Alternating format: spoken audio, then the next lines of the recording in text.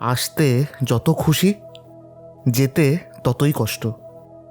শুরু করি চলুন বাড়ি ফেরার গল্পের অন্তিম পর্ব। মন খারাপ হচ্ছে? মন খারাপ যে শুধু মানুষের জন্যই হয় না, একটা জায়গা, একটা ঘর বাড়ি, তার সাথে যে ছোটো ছোটো অ্যাটাচমেন্টগুলো, সেগুলোর জন্যও হয়। সেগুলো বড় হওয়ার সাথে সাথে হচ্ছে। আবার সে দিনটা ফিরে এলো যেদিন আমাদের বাড়ি কলকাতাকে ছেড়ে কর্মক্ষেত্র আমেরিকায় রওনা দেওয়ার কথা ছিল।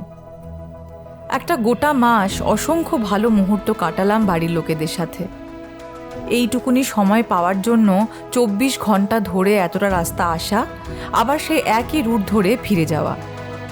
শরীরের কথা তো ছেড়েই দিন, মনের অবস্থা কেমন হয়ে দাঁড়ায় আশা করি বলে বোঝানোর দরকার নেই। কিন্তু এই আসক্তি বা অ্যাটাচমেন্ট বড়ই অদ্ভুত।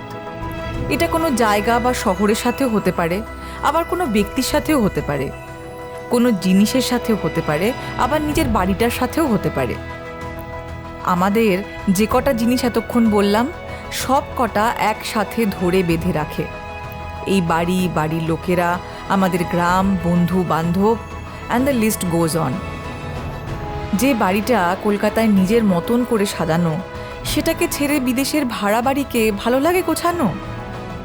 তবে এই আসক্তির টের তখনই পাওয়া যায় যখন এইগুলোর থেকে কোনো না কোনো কারণে দূরত্ব বেড়ে যায়। কাছাকাছি থাকলে কি এই একই জিনিসের বা মানুষের ঠিকঠাক গুরুত্ব দিই আমরা? বলে নাকি বাসন কাছাকাছি থাকলে ঠোকাঠুকি হতে বাধ্য। তাহলে কি দূরে থাকলেই ভালো? মনের এই দ্বিধাসহ কলকাতা থেকে আমেরিকার প্লেন যাত্রা নিয়ে ফিরে এলাম একটি নতুন গল্পের সাথে। ওয়াকি অ্যাডভেঞ্চার প্রেজেন্টস বাড়ি ফেরার গল্পের অন্তিম পর্ব। তবে লাস্ট এপিসোড হলেও এখনও গল্প আছে প্রচুর। কলকাতা থেকে আমেরিকা পৌঁছাতে বহু দূর। কিন্তু দূরে হলেও একটু খেয়াল করে দেখবেন, প্রত্যেকটি যাত্রাই অনন্য। যেই রাস্তায় নাচতে নাচতে বাড়ি এসেছি, সেই একই রাস্তায় একটি অন্য মেজাজ নিয়ে ফিরব। তবে যাত্রাটা অনেকটা লম্বা, তাই একটু ধৈর্য ধরে বসতে হবে।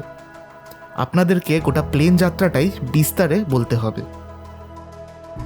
কিন্তু বেরিয়ে যাওয়ার আগে কলকাতায় একটি বড় কাজ এখনও বাকি। আমাদের বাড়িটাকে আবার বন্ধ করে আসার আগে যত্ন করে একটু গুছিয়ে রাখি। কারণ যেখানেই যাই, যতই ঘুরি, বাড়ি বলতে আমরা একেই বুঝি। ও, এসে এক পড়বো, আবার বাড়িটা ছেড়ে যাওয়ার আগে আরেক পড়বো। বাড়ি মেনটেন করা চারটিখানি কথা।